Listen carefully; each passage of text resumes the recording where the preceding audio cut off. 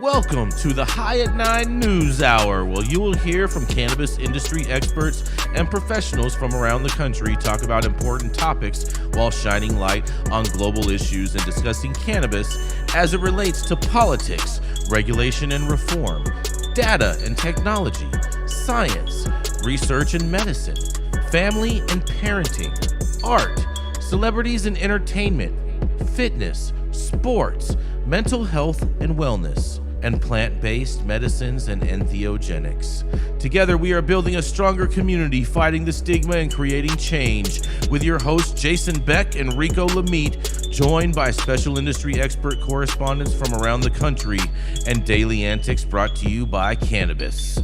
Coming to you live every Monday through Friday at 9 a.m. Pacific Time and high noon on the East Coast. And thank you all for getting high at 9 with us.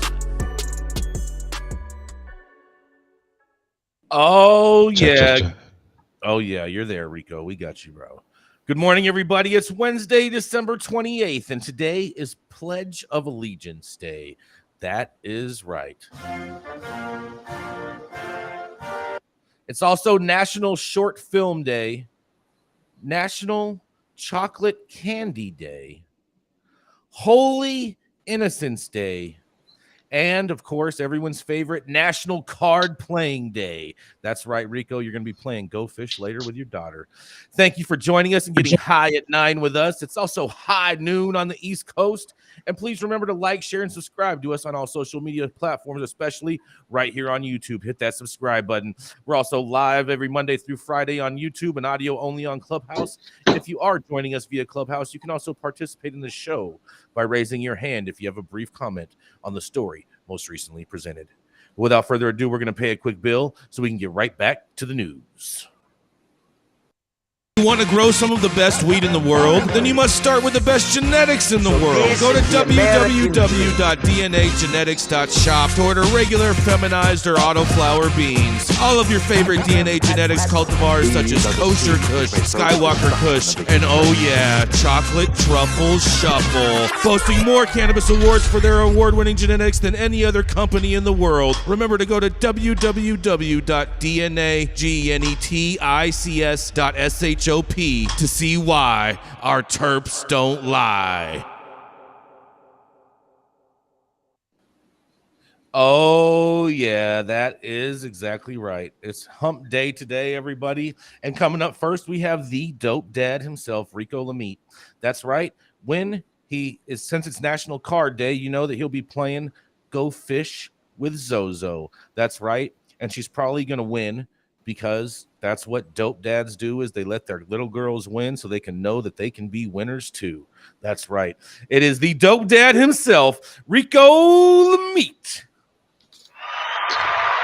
I feel like that whole intro was a trap and it was a setup, is bait, and I'm not falling for it, Jason. I'm not going to let my daughter win when she is when she has the ability to beat me at things. She can already beat you. She can beat me quite handily, and you know what? She's gonna be better than me. She's gonna be better than her mother. She's gonna be better than anybody else. She can beat you. She's already better than you. Just saying. She can't yet, man. She can't yet. And until then, you know what I'm saying? Like, she has to, deal with a little bit of humility. It's something that we all have to deal with.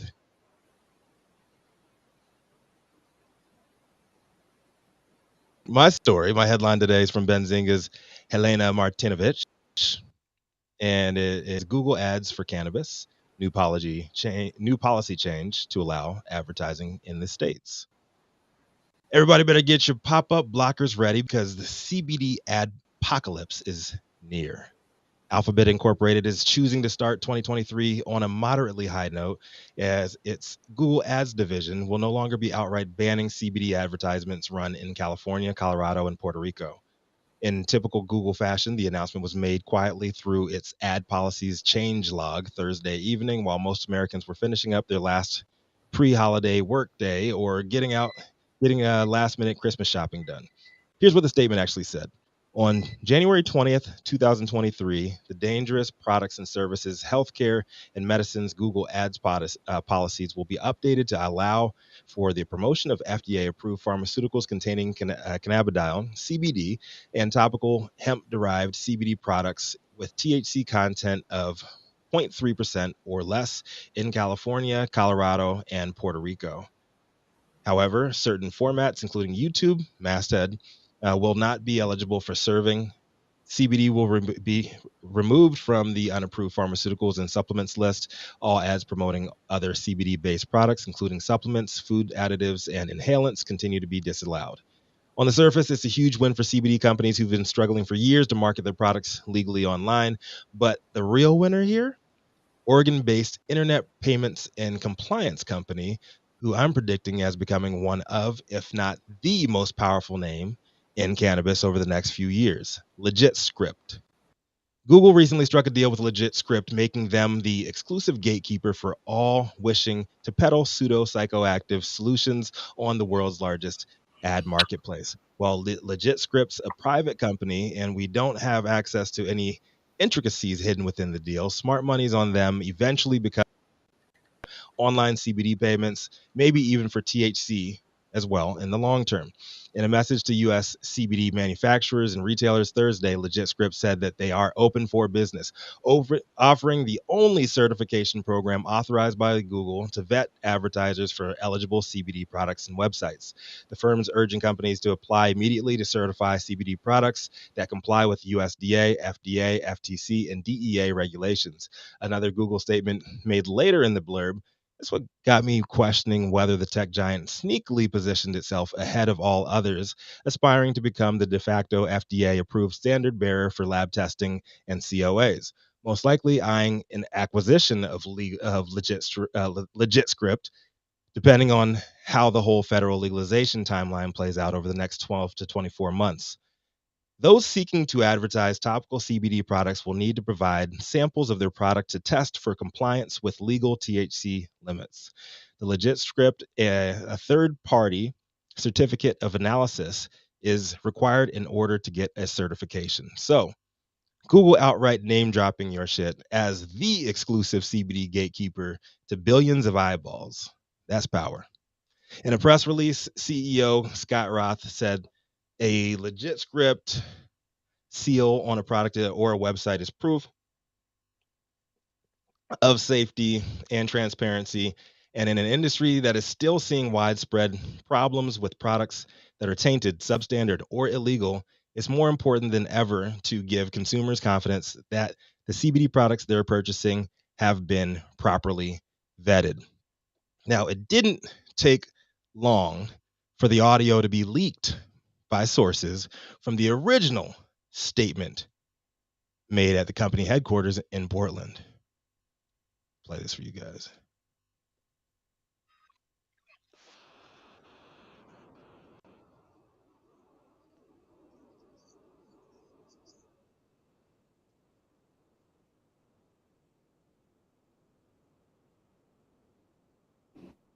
No audio, Rico. We're getting no audio.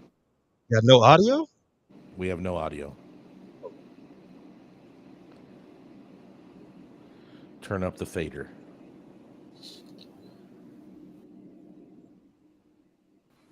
Hold up. I mean, we can hear you. It's just going in and out. Yeah, we can hear you fine, Rico, but we don't hear whatever you're trying to play. Let's just keep it rolling. God damn it. Can you play this? Adam? Put it in here. Put it in the internal chat. Play that link. Let's see. Here we go. Dun, dun, dun, dun, dun, dun, dun, dun. No, not hearing nothing. Can't hear a goddamn thing. Fuck it. Killed my whole fucking story. Anyway. Yeah, let's keep it going.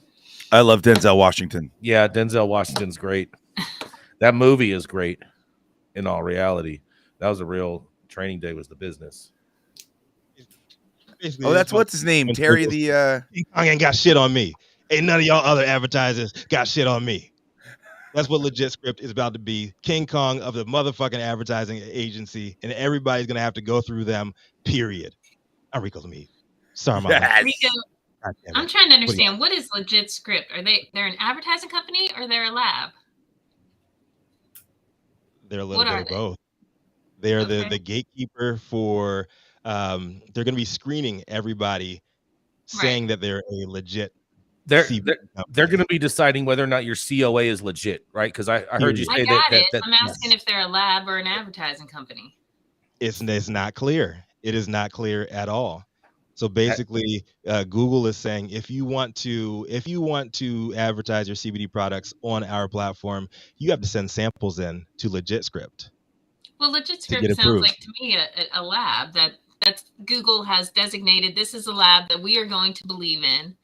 These are the COAs that we are going to take to put products on our platform. And I think if you look up Legit Script, they're not. They are a payments company. Yeah. It says the world's largest search engines, e-commerce platforms, payment companies, and regulatory agencies in countries around the world. They're trusted by them. And but they're putting a seal of approval on these products. You would think there's something. I think what it all boils down to is it means that basically this company is going to hold the liability for Google as far as financially transacting these sales. That to me is what would make sense within this whole story, and that's why they would be the clearinghouse, because their insurance is going to cover Google's ass in regards to selling and marketing of CBD products. And they're going to be having their branding on all of the COAs for anything that goes through Google Pay or is advertised on Google's fucking servers. Not to mention it's going to be on everybody's receipts when they purchase it with their credit card. Legit Script is also they're waiving all application fees until March 31st too. So I'm gobbling up the market. I'm sending an application today. I'll tell you that. Oh yeah. There you go. How long do you see cannabis being sold in bodegas in Manhattan with Legit Script COAs? I mean, you're not going to find, I don't think you're going to find like actual like real cannabis, because that would just create another excessive tax on the market and therefore cause the price to go up, which would make the market be competing with itself, because no one that's shopping in the trap market gives a damn about what the COAs say. You get paid on both sides, bro. How many people as much as y'all want to hate on it, I think this is a good and necessary step. No, I think this is good. I'm not hating on it. Nobody's hating on it. Y'all are hating all over it about the money and all the advertising, blah blah. You're hating on it. That's not hating. I'm saying crown the new king. I get to hear one of you say, yes, this is a great move for regulation and making sure people have safe product. I haven't heard that come out of anybody's mouth. That's because I don't think this is a safe move for regulation or to make sure that people are having safe product, because they are not a real regulatory agency, and yet they're the clearinghouse to figure out whether the COAs are safe or not. And so therefore, I do not think that this is a win for the overall public. I think this is a win for the overall cannabis industry being able to advertise their snake oil.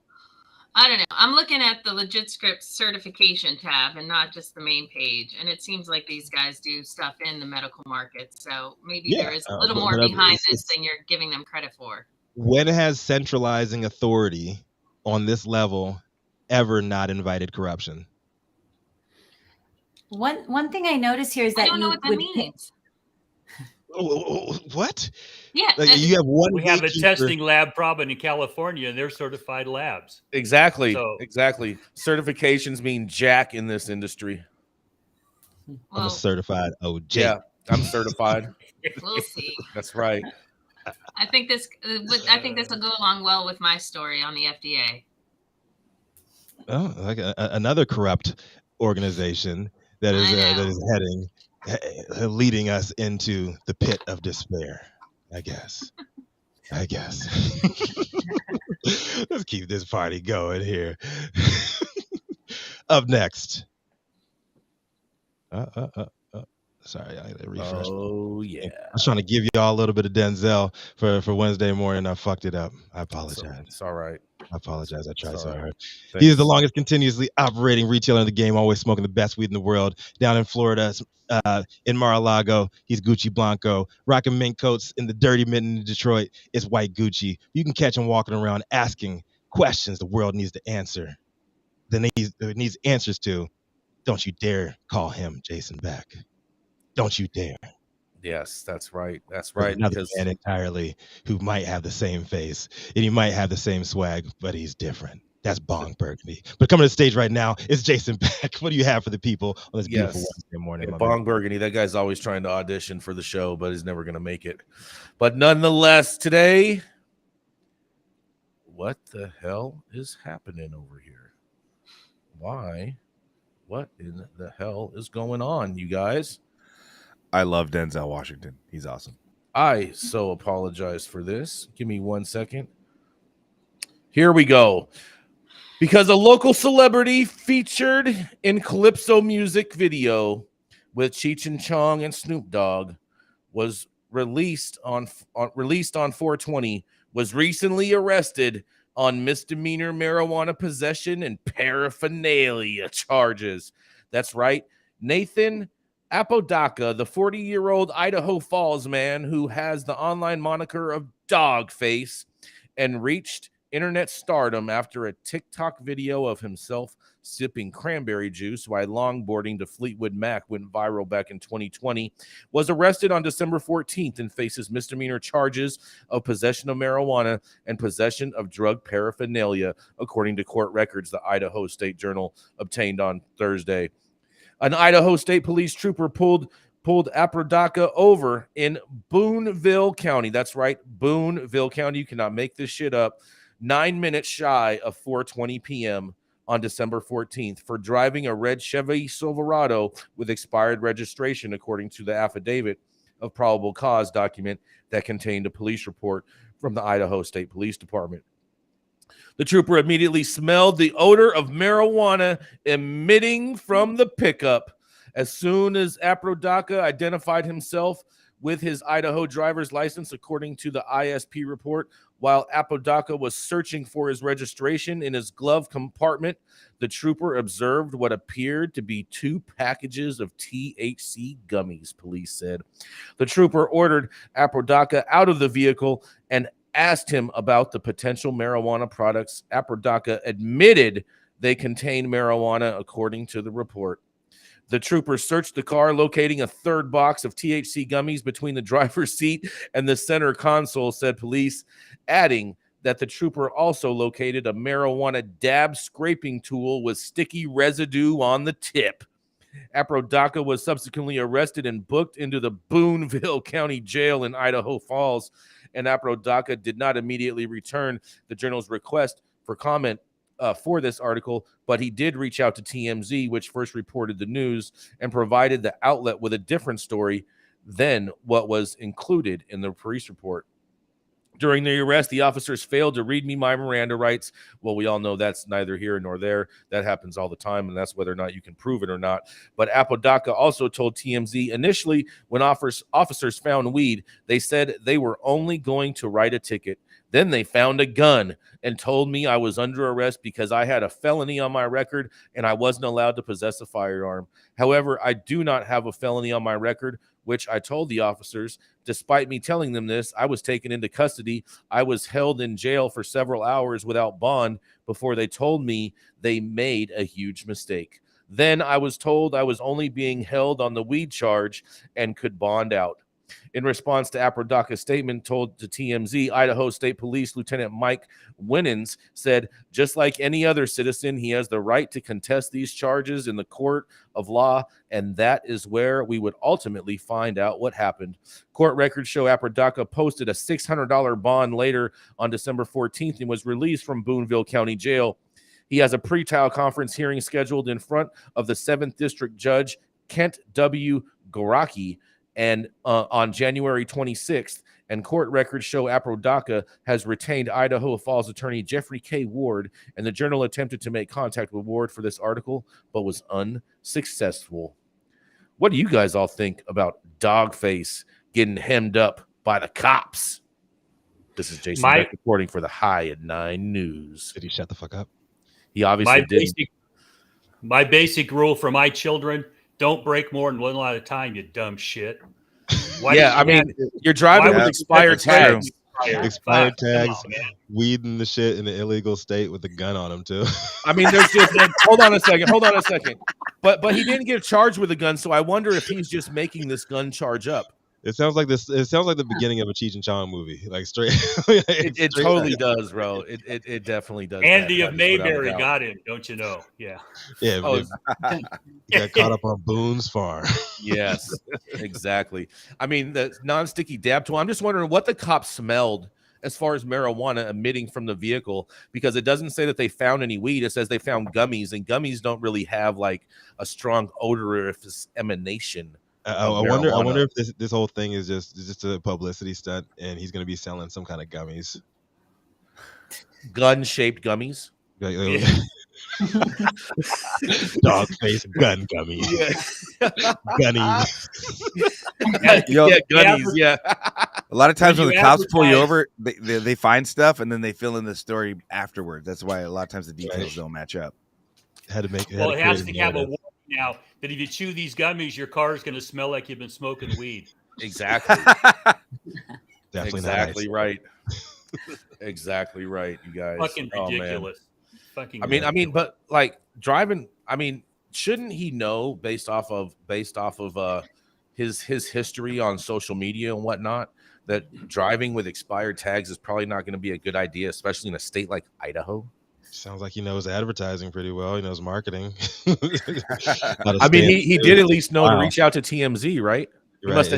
Does he keep that like card with like Harvey's number in his like pocket? You know, like you keep like your lawyer's number card in the wallet. He probably FaceTime him just like bored on Christmas break. Like, yo, how do you FaceTime someone in jail? Have you using a jail phone? Have you seen the arrest affidavit? Have you seen like any of the stuff behind the scenes? It said clearly in there that he bonded out for $600, which means his bond was $6,000. And just so everyone knows about this is something a lot of people don't know as far as bonding out. Okay, right. But when you have a bond of and you pay that 10%, that 10% goes bye-bye. If you would actually just pay that whole 100% of the bond and you complete your court dates, you get all of that money back. You can actually bond yourself out. So his bond would have only been $6,000. He could have put up that whole $6,000, gone through court, and when he was done with it, got his whole $6,000 back instead of having to pay $600. Coulda. Shoulda, woulda. Sounds like pocket change to me. That's what I thought. I thought his bail should have been higher if he was in Idaho. Dale? See, especially with a gun, up, man. It ain't lining up. Especially with a gun. Yeah. I mean, this sounds like Juicy Smollier or something like that, right? Oh, Juicy. Like, I don't know, man. Boonesville Police Department might be getting some new vehicles coming up, paid by TMZ. I don't know, man. Man, who knows? I don't know. Stranger things. Maybe they'll be getting some new skateboards. He said Juicy Smollier. Yeah. That was hilarious. You got anything extra on this, Roz? What do you think, Roz? No, Juicy Smollett was enough for me. All right, we're gonna keep it. We're gonna keep it moving. Thank you guys all for entertaining me on that story.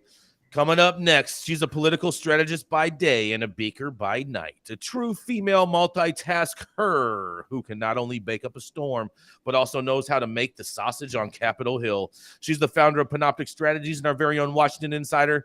Taking off the apron and coming up next is none other than the Gretchen Gailey.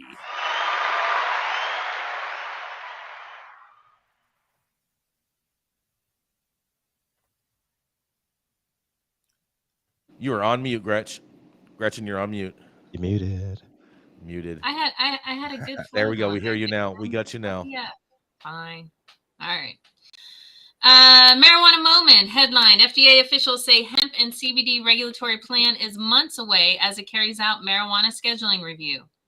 As the FDA carries out a scientific review into marijuana that will inform its federal scheduling status, top officials at the agency say they are months away from releasing a regulatory assessment for hemp-based products like CBD.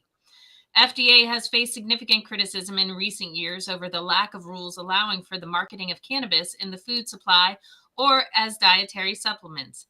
Hemp and its derivatives were legalized under the 2018 Farm Bill, but the agency has long maintained that more research must be done, or Congress should step in again before regulations for consumable cannabinoid products are finalized. In interviews with the Wall Street Journal that were published this week, FDA Principal Deputy Commissioner Janet Woodcock and two other officials steering the agency's cannabis policy, Patrick Kornoyer and Norman Birnbaum, discussed next steps.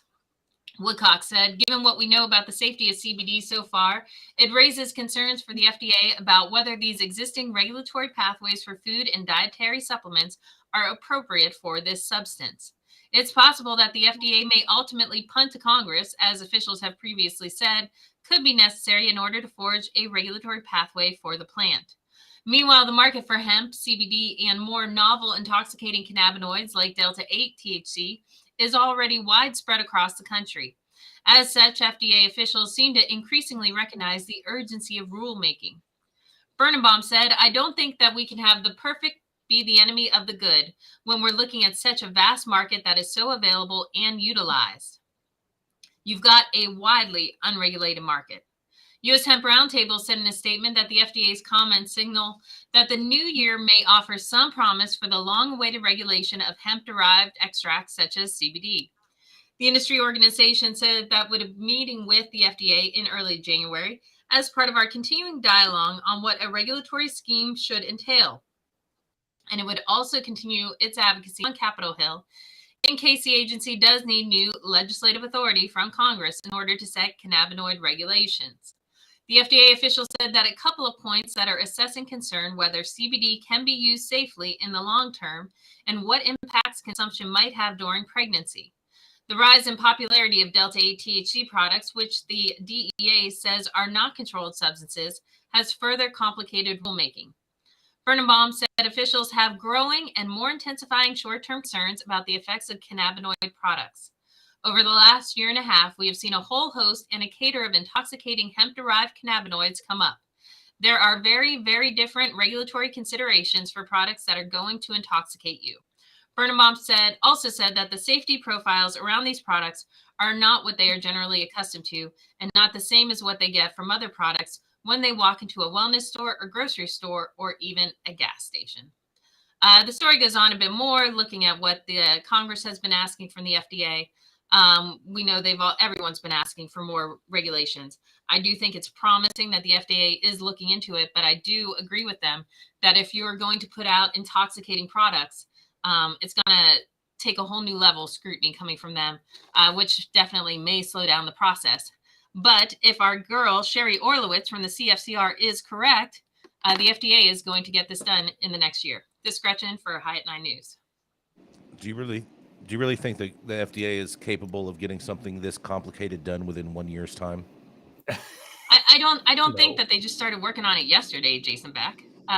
Yes. Well, they just started working on it like last week, maybe like 3 weeks ago. Okay, so let's give them 13 months. I think that they can do it. Yes, that the FDA is going to come out with something related just to CBD. Yes. It's been 52 years. It's been 52 years since they passed this stupid ass law. Oh, and cannabis is in research schedule 1. The Schafer Commission report said, knock this shit off. Just don't make it in the Controlled Substance Act. And here we are, 2002. Oh, let's look. Oh, and by the way, the children, we don't know about the short-term effects. No person's ever died from this shit. And I've taken care of little kids who ate Tylenol and died right in front of me. Okay, so they'll sell that shit over the counter, but CBD, short-term effects, may affect a woman. They were eating this shit 3,000 or 4,000 years ago while they were pregnant. Not a single teratogen that they can point to. It's bullshit. And if you give them the job to do it, they're going to take a design for a horse and build a goddamn giraffe. And none of us will be able to deal with it. We have Dr. Felicia. Oh, yeah. We have Dr. Felicia up in the Clubhouse audience. Dr. Felicia, what do you have to say on this? Good morning. Good afternoon, everybody. Good morning. Women have been consuming full spectrum cannabis, hemp for thousands of years. So I'm not concerned with that. What they do need to do, though, is to shore up the integrity of the labs doing the testing. And I feel that if you have to have if it's the standard of care to have a certificate of analysis on CBD products, it should also be for foods containing CBD, if you're going to do it that way. Because unfortunately, we have bad actors out here who are going to put bad products sometimes in food while they're making a lot of money. So I really am concerned about the integrity of labs giving us accurate COAs and the food and the medicine being treated the same way. So Dr. Felicia, this is Roz. Isn't there an issue across the board just in laboratory testing of not testing for the same, like having the same type of instrument? Like all testing is not made equal, and shouldn't let's say, for example, that the FDA does go through this whole entire process, which I agree. I think it's all pants on fire. The ability to then be able to police it then goes into who's your laboratory, who's your lab, who's actually looking at the ingredients, who are you guys contracting that services out to? So is that now a contract or a fee for service that's with the federal government? And who is that agency? I mean, who's it? And which laboratory is the agency going to choose? I mean, there's just a lot of unknowns when you're talking about this. And let me just make this very clear that whatever we see on the CBD side is definitely going to go over in progress to the cannabis side from a legalization standpoint, especially if we talk about rescheduling versus descheduling. You're going to see the FDA, as Jason has always pointed out, they're going to put their hand in the cookie pot when it comes to if this plant gets rescheduled versus descheduling. I'm done. Oh, yeah. I agree that there needs to be nationwide standardization of what we look for, number one, and number two, to make sure everybody's doing the same thing, to make sure you're following the national guidelines. There needs to be the development of a nationwide standardization.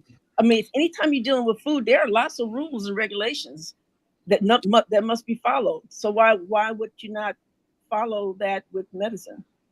But who said that? So who's responsible for? I'm sorry, Gretchen. I didn't mean to cut you off. I was just gonna say, I think that's exactly what the FDA is trying to do, because what they're looking at is hemp-derived CBD, which they consider nationally legal. So I think they are going to come out with a national standard for hemp-derived CBD.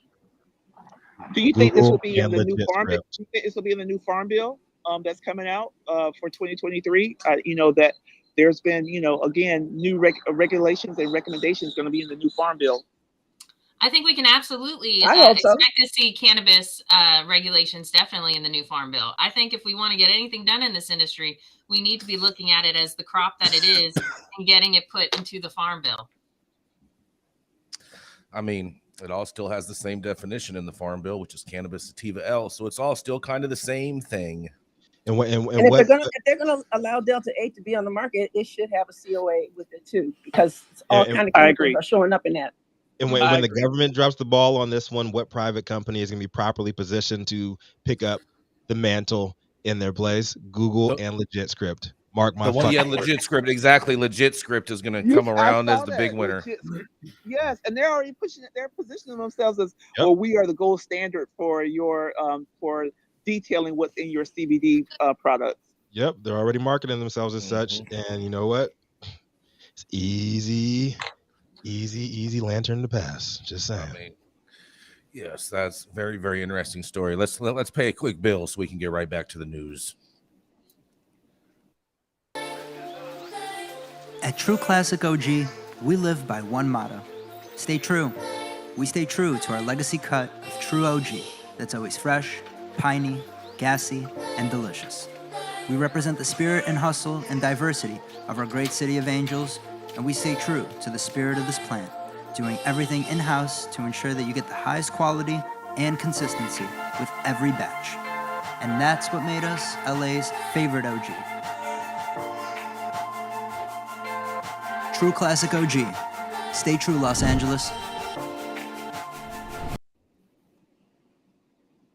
Thoughts and opinions and shade thrown at High at 9 News are those of individual speakers and not those of any other speaker or his followers. The statements made do not constitute legal or accounting advice, and our speakers make no representation regarding the legal status or of any substance of any country, area, territory, or any of its authorities. The views expressed in this room do not establish any fiduciary responsibility or relationship.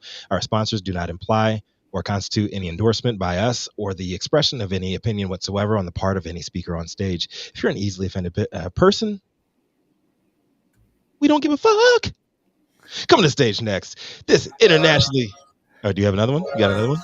Come on. Flying into LAX and you want to taste some of the best weed in the world? Then stop by LAXCC, the closest dispensary to LAX, located at 8332 Lincoln Boulevard and open from 8 a.m. to 10 p.m. 7 days a week. Always make LAXCC your first stop when you touch down in LA and score like a winner. And don't forget to tell them I sent you and mention you'd like to get high at 9 for 10% off your full order. This internationally recognized industry boss lady out the great state of Florida held it down for 6 years as founder and CEO of M4MM, and now she's head honcho over at the ultimate multi-state lifestyle brand, Black Buddha Cannabis. Coming to the stage next to bless us with some of that Wednesday morning Miami-Dade heat, it's the mogul, the marijuana maven herself, Roz McCarthy.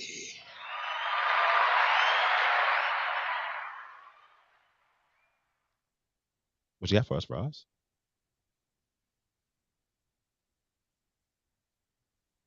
She on with us?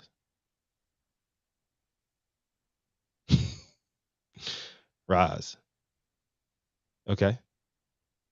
Roz, you're on mute.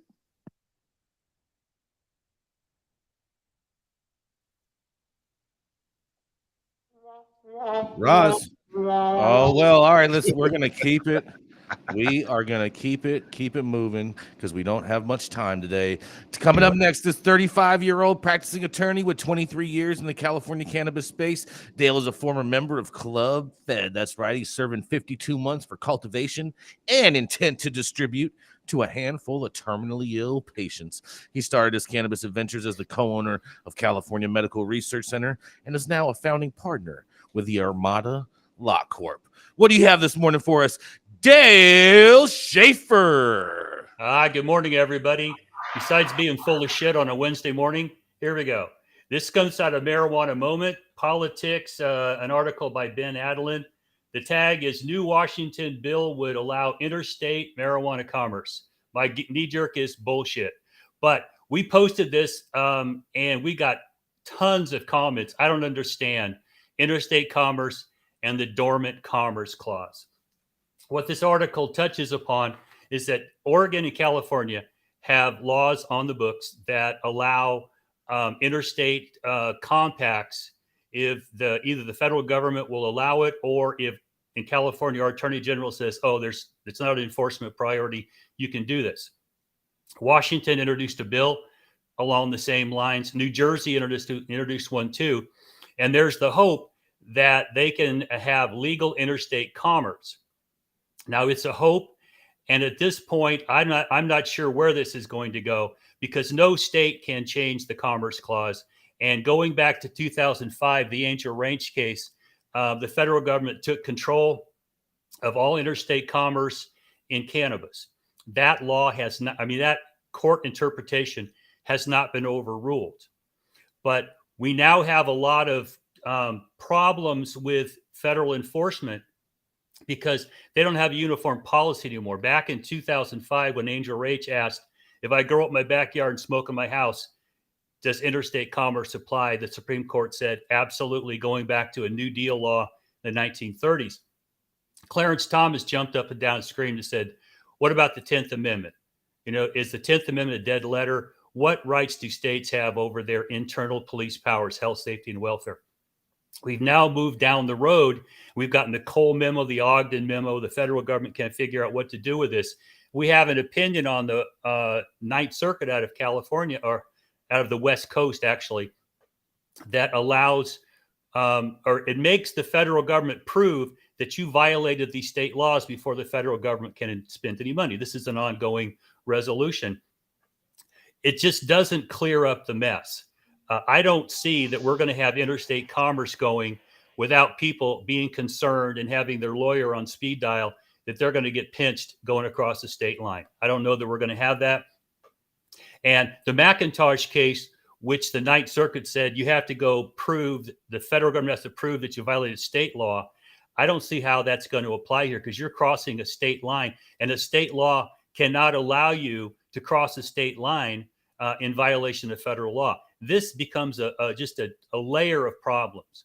Now, what this guy did is he threw the dormant commerce clause in, and that's where my followers started getting concerned. What's interstate commerce? What's this dormant commerce clause? Well, for anybody who's interested in social equity, you should pay attention to the dormant commerce clause. Okay. Before our Constitution, we had the Articles of Confederation, and one of the reasons they threw it out the window is because interstate commerce was impeded by every state. They passed protection laws, they passed tariffs, things like that. So the dormant commerce clause is not an actual provision in the Constitution. But if any state passes a law that interferes with full interstate commerce, and that's money, that's people, that's goods, okay, the federal government will stop it if you go to federal court. And we had a decision, I think, back in Massachusetts where they challenged these local rules that you had to be a social equity applicant, you had to be a resident, or you could not apply there. And they took to federal court, and the federal court said, no, this violates the dormant commerce clause. And the reasoning was that you're unreasonably interfering with full interstate commerce. So interstate commerce in the positive context from this new Washington bill is different than the dormant commerce clause, which is going to have some real problems for any protective laws. And in California, we have social equity. Most places where you go to set these laws up, they want social equity. So they restrict the ability of people to get these licenses based upon local residency or certain laws that you violated in that state. That's subject to being stricken if you take those to federal court. And one of the things that I want to point out to people is that Clarence Thomas raised hell in the Raich decision, okay? And he raised hell again in July of 2021. And the case was called Standing Akimbo LLC versus the United States, where they challenged 280E in federal court and said that this is not income because you take all of our money away and you still tax us. That's not income. You're taxing our deficit. And Clarence Thomas says, we're going to pass on this. This is just too muddied. But I would point you to that case and read how he tears apart every layer of bullshit the federal government has been engaged in the last 2 decades with respect to the Commerce Clause and the Controlled Substances Act. Because as much as people who want to, pound the drum about this new conservative court, they may turn out to be our best friend in one regard, because they may throw the entire Controlled Substances Act out. Okay, that's possible when it comes to marijuana, but they're going to be a wrench in the cogs of people trying to bring social equity to this industry. So there we are. Throw it back to the group. See what you have to say. I mean, Dale, this bill, with how they don't have a chance of this going through. Interstate trade without having descheduling of cannabis is nothing more than a pipe dream. You can't do it through an interstate compact because interstate compacts have to be approved by Congress, and you're not going to get Congress to approve an interstate compact if they're not even going to approve descheduling. I agree. And that's a pretty straightforward one. And as I was telling you earlier, Jason, we just had a case that I had 2 weeks ago where somebody was claiming, it's against federal law. You can't enforce these contracts. And the state judge threw it out. But this is going to continue to be a problem. Every place I open this up, and they talk about producer states versus consumer states. Mm-hmm. Every state wants to have an internal production that they can deal with. And California is already a producer state for most of the damn country. We don't need an interstate compact to ship shit out of state to a trap shop. So it's really a whole lot of bullshit that keeps being spoken to try and get people clickbait, but it's going basically nowhere until the federal government gets the head of their ass and figures out how to do this, or the court step in like they did with the Tim Leary case and throw the whole goddamn law out. Well, Dale, California is the #1 brand in cannabis in the entire globe. I know. So, I teach it. What are you going to say, Gretchen? I agree with you guys. I don't see this going anywhere. And Dale, you're 100% right that this is going to be quite the issue for social equity. But I would like to see if we can get an ambassador to the industry, perhaps maybe Dogface, to give this a try and drive it across. Oh yeah, dog face of the industry. Are you gonna sponsor his skateboard so he can get pulled over for riding a skateboard with no taillights, since they probably impounded his vehicle for driving with no registration? I'm sure Washington and Oregon, or whoever the hell this is supposed to be between, will definitely turn the other cheek when it comes to Dogface. Well, and just to make it better, corroborating my angle from this story from the fucking jump, that interstate commerce, if this shit goes down like that, like social equity is done. Period. We need to talk about reparations. Straight up. Y'all don't want to have that fucking conversation. Reparation conversation needs to fucking happen. Yes. Crickets. No, I said yes. You just got a big old sigh from me. No. Yeah. You're dreaming. Dream world, Rico. Well, it's gonna be a fucking nightmare when more fucking black folks do not have fucking money, when more black and brown communities are suppressed, oppressed, and get left out of the fucking equation, because there is no fucking tangible way to catch up. I love you, Rico. I love you to death, but these guys won't even legalize cannabis. You think they're going to give you reparations? Yeah, I don't see how that happens. Bacon. I'm telling you, the tipping point is nigh. Okay. What, New Year's Eve? NIGH. Oh, geez, here we go. Roz, are you back with us, Roz? We're not seeing Roz. Let's just roll. Okay. Up next. This Canatech pioneer is currently CMO of Event High, the industry-leading cannabis event ticketing and promotion platform that changed the game. Right, chose profits and prohibition over crossfades and freedom. She's also co-host and founder of the revolutionary professional women in cannabis networking series, Blunt Brunch, which I highly recommend if y'all haven't checked it out yet. It's game-changing. Coming to the stage, it is Adelia Carrillo. Hi, everyone. All right, today's article is only 10 medical cannabis applications received as deadline looms, says medical cannabis director John McMillan. Thursday afternoon marks the application deadline for anyone hoping to get in on the medical cannabis business in Alabama. So what is the landscape currently like in Alabama? Cannabis in Alabama is illegal for recreational use. There was actually many failed attempts starting in 2012 all the way up until 2021 once medical cannabis was finally passed through a bill passed by the legislator and signed by Governor Kay Ivey. Previous bills also enacted in 2014, Carley's Law, and 2016, Lenny's Law, only allowed for the use of CBD oil to treat seizure disorders. Now, although the Alabama Medical Cannabis Commission, the AMCC, received nearly 600 requests for an application, Executive Director John McMillan said on midday, as of yesterday, there were only 10 that have actually been submitted. And although only 10 applications have been submitted, he is confident and expects that the number to increase significantly in the coming hours.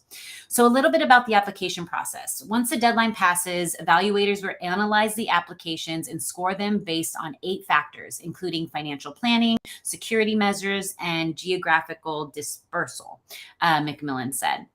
So the biggest focus is the geographic dispersal. They want to know exactly where each of these proposals are being planned, as they only have 37 dispensaries all over the whole state.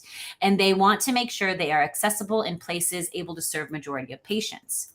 Now, after the program is up and running for a few years, McMillan said the commission might actually be able to add more dispensary sites where needed.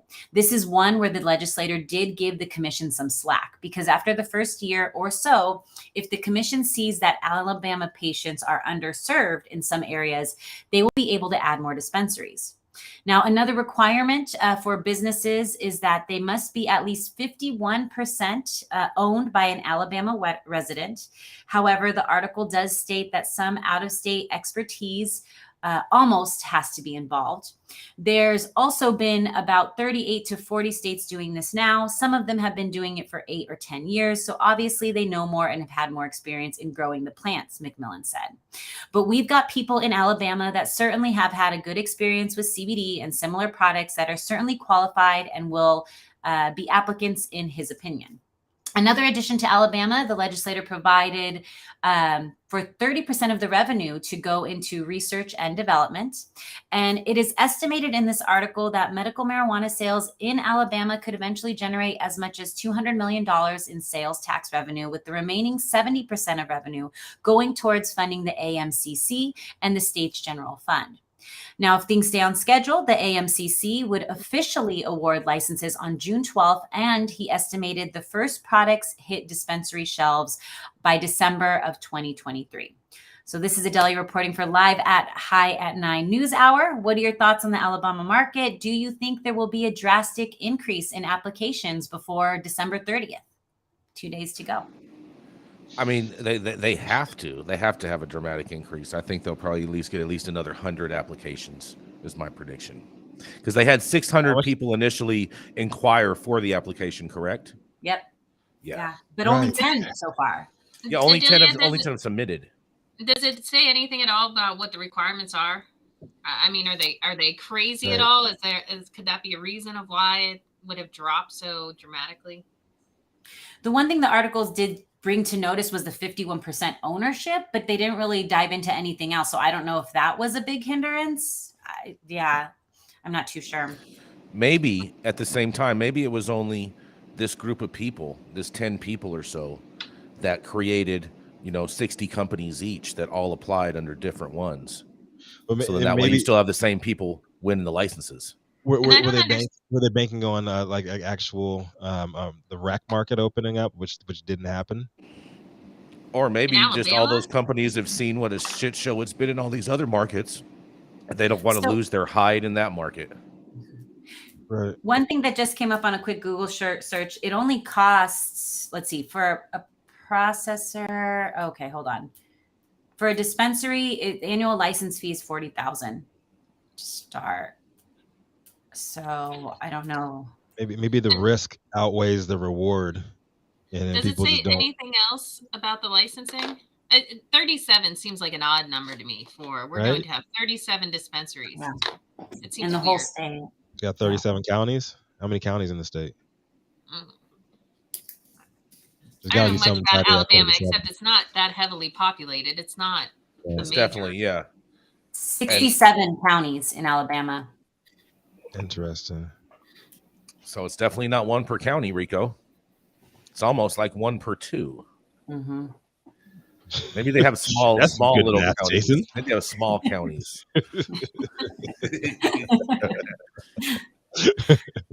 They only have 5 million people out there. Yeah, I think when you look at major cities like Birmingham or Montgomery, they're not big cities. I think they're like a couple 100,000 people. I could be completely off, but I'm pretty sure they're not the biggest. I'm not sure. Roz, are you back with us, Roz? Dr. Felicia, that was you. I'm sorry, Dr. Felicia.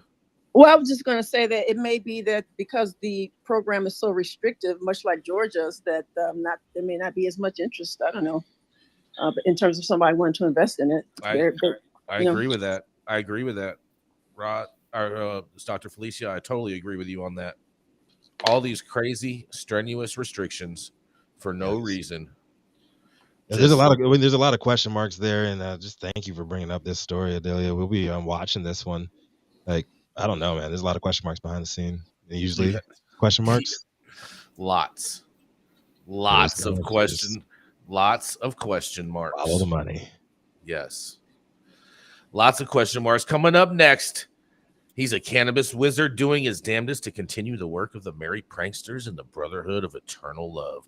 Alongside this Hogwarts PhD and tripping balls, this co-host of What's Good, the Cannabis Flower and Hash Review Show, and host of Radio Free Earth podcast, boasts over 33 years in the game for sales, genetics, trapping, and cultivation. That's right. It is the immortal Count himself, the Transylvanian Mathieu St Germain.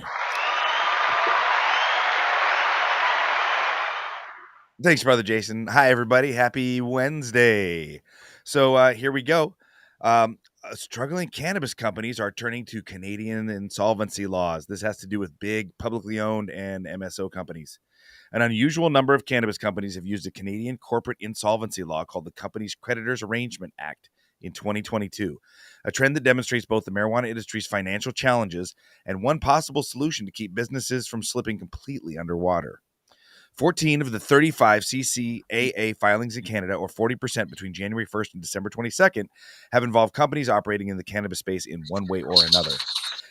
Get ready for the list. Here we go. Even Company and related companies, Choom Holdings and related companies, MJ Jardin Group, Grow Force Holdings. We're just going to keep related companies as an implied. Zenibus Global, Sproutly, Toronto Herbal, MPX International, Speakeasy Cannabis, Metapure Holdings, Superette, Flower One, The Flower with no E, Canopies, Trichome Financial, and Lightbox Enterprises. So all these guys are going belly up. Going back a couple years ago, the markets were very frothy, and the ability to raise equity financing meant that there was a ready supply of cash in the industry, said Reneve Dillon, a partner with the Canadian law firm McCarthy Tetrol and co-lead of the firm's cannabis law group. Many businesses proceeded with the expectation that capital would continue to flow, Dillon added. That is no longer the case, he said.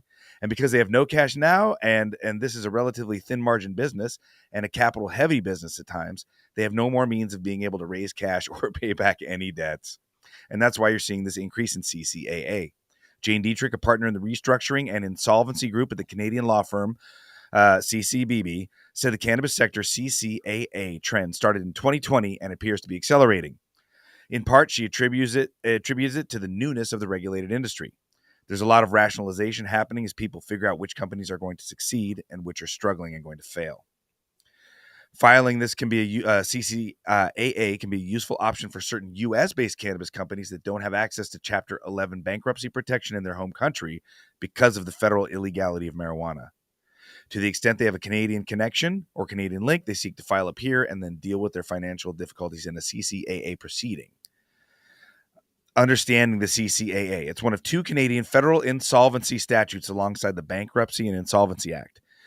The CCAA is available to companies that meet three criteria. They are a Canadian entity, or they have Canadian assets, or do business in Canada.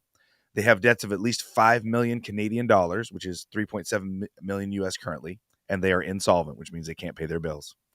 These companies may apply for an initial court order that prevents creditors, contract counterparties, and others from exercising their rights and remedies while providing the company with some breathing room to try to negotiate a restructuring of its debts with its creditors, or concurrently conduct business, a sale process, seeking to find a going concern buyer or investment financing. So this is a way to kind of keep them afloat till somebody buys them for pennies on the dollar so they don't just completely crash. Some recent cannabis industry CCAA proceedings have involved debtor in possession loans and related stalking horse bids during the sale and investment solicitation process. DIP loans allow insolvent companies to borrow funding to keep operating during the CCAA process, while the DIP lender receives priority over the company's other debts, meaning they get into the first position. So if that person who loans them money to stay in business, if they default on them, that person gets first position. They get everything or as much until they're paid off. The benefit from the insolvent company's perspective is that by having these DIP bids, it creates a bidding floor and an auction tension to try to drive prices higher, but it also creates stability in the meantime so that employees, customers, and other stakeholders know that there's going to be a going concern solution. I think this just continues to point to what happens in industries that are new in our capitalist economy, which is they're usually rushed to by people who think they're going to 10x their money and create this generational wealth and exponentially inflate without really adding value. They're just going to put in money and extract out of the system. And we see, in the dot-com bubble in the cannabis industry again and again that strategy doesn't work. This is Mathieu St Germain for the High at 9 News. Take it away, guys. We need bankruptcy in America for cannabis companies. Well, then we need to deschedule cannabis in order to have that. But now, these are all Canadian companies you mentioned, right, Mathieu St Germain? Well, it's really muddled, Jason, because these processes are happening in Canada, but almost every company that we think of as an American company that's an MSO is or large a Canadian company because they did a reverse merger, and that's why a lot of our revenue is contributing to Canada's GDP as opposed to when it's actually America's GDP. Right. So if you have any debt that is co-owned by an American and Canadian company, or if that American company is doing any business in Canada, then they can file in Canada. So Dale, is this basically, in kind of layman's terms, is this basically a Canadian version of receivership? It seems to be.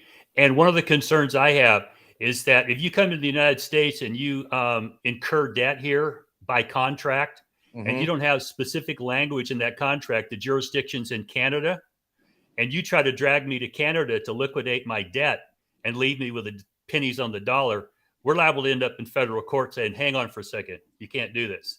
Now that there's a conflict of laws here, and we do debts in our firm, and this entire landscape is FUBAR, fucked up beyond all recognition. Okay. Every one of these businesses that come to us, we call them shit sandwiches. It's not only are you underwater, how far underwater are you? And how do we work out a way to take your debts out of this so you can sell it and then you handle your debts? Receivership is one. There are other ways where you can get court proceedings started and the court will take over and assign creditors different assets you have. None of it's clean. We need bankruptcy, as Rico said, because then you all throw everything in the pot. You notify everybody. And if you threw a $10 million into a business where these idiots were buying their girlfriends' BMWs and now you went bankrupt, then, you get 2 cents on the dollar. Too bad. Should have been doing that shit. But we need access to institutional money, okay, which is where they would demand bankruptcy because they're not going to let all this stuff happen. They want bankruptcy. They write it off their taxes. We just have a muddled atmosphere here. Donald Trump would do very well in Canadian cannabis. All right, we are at the top of the hour. Oh my Jesus! Thank you all out there tuning in with us for another episode. News. You can always catch us weekdays 9 a.m. Pacific and high noon on the East Coast. Big shout out to our live audience members, on online supporters tuning in and giving us feedback on the daily headlines of chaos, also known as the developing cannabis industry. Our vetted industry correspondent team tuning in from all over the global community, bringing us much needed variety of perspective and adding your respected opinions to the conversation. And to our production team, the wonderful Jaja Simone over in Clubhouse holding things down, and Adam in the background keeping our AV struggles in check when he can. Some of the stuff, just happens. Thank you. We wouldn't be here without you guys. To the haters, we love you guys, but you know what? I'm still high off this because Christmas love, so I'm giving all love to the haters out there until January 2nd. Then I'm coming for your necks again. Finally, Cannabis Sativa L, you are the sacred reason the High at 9 News team shows up every single morning, so thank you. It is Wednesday, December 28th, 2022. The show's over. You've all been blessed with today's top industry headlines. Hope it was enough to put in your pipe and smoke it at least until tomorrow. My name is Rico Lamitte, the dopest dad on the street, signing off. And please remember, when life gives you no place else to turn, you can always turn the fuck up. Jason, what do we have for these people? Can you take us out? It's Happy Card Day. Remember, Rico, you're going to go play Goldfish with Zozo today. You're probably going to lose. You can play fucking Uno, man. You're not gonna play. I'm gonna teach her how to play spades, and she's gonna come and whip your ass in dominoes. I bet. I'll teach her how to play dominoes. She'll actually beat some people. We can probably make some money. Hell yeah, let's do it. Yeah, let's do it. Run that, Adam.